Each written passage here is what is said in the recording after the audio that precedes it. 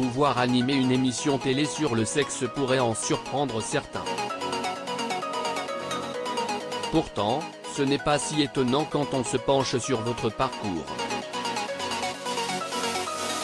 Juliette Tressanini. Exactement.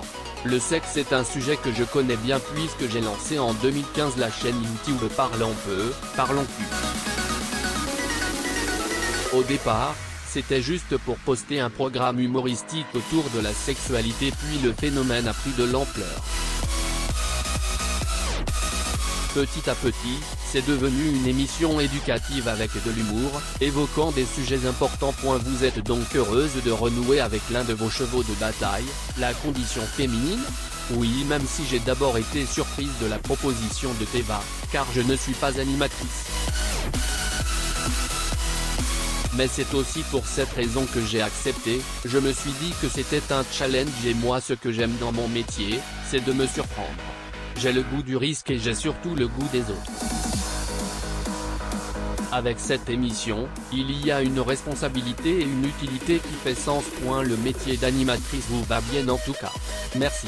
J'avais quelques doutes au début, le fameux problème de légitimité propre aux femmes.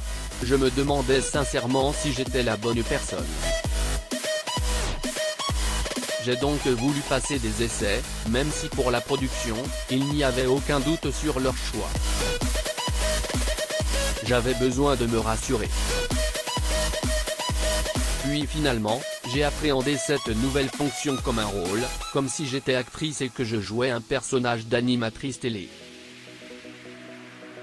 J'ai également regardé plein d'émissions, notamment celle de Daphné Burki dont j'adore le style très nature et très moderne, ou encore C'est à vous, en me disant comment elles font, comment elles rythment, comment elles sont. En revanche, être comédienne m'a beaucoup aidé à apprendre mes textes.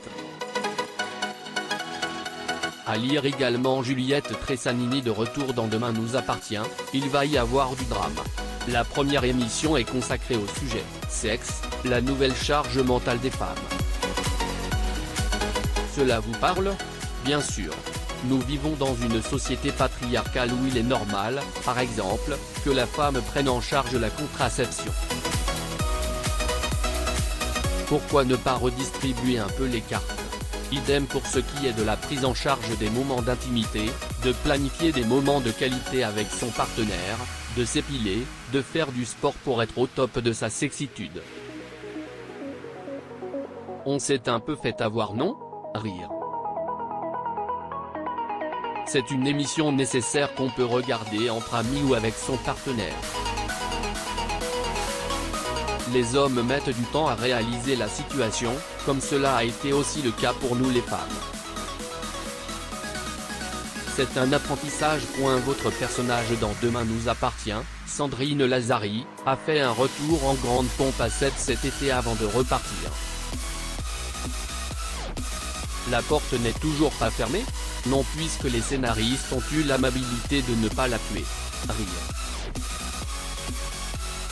Ils veulent se garder sous le coup de quelques anciens piliers de la série, qui plaisent au public, et les faire venir de manière événementielle, 1 ou 2 fois par an.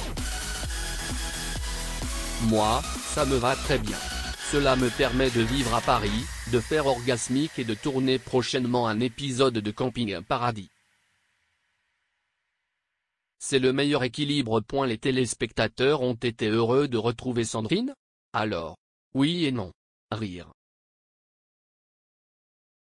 Ils n'ont pas été très contents qu'elle mène une double vie. Certains étaient même très en colère contre moi, contre les scénaristes.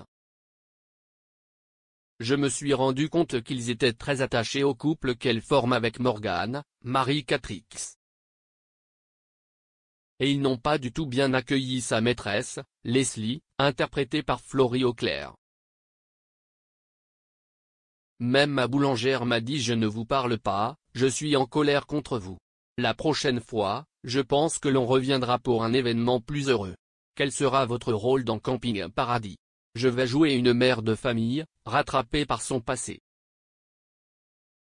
Elle va tomber sur quelqu'un qu'elle n'avait pas du tout envie de revoir alors qu'elle est en vacances en famille. Orgasmique, à partir du vendredi 6 octobre, 21h10.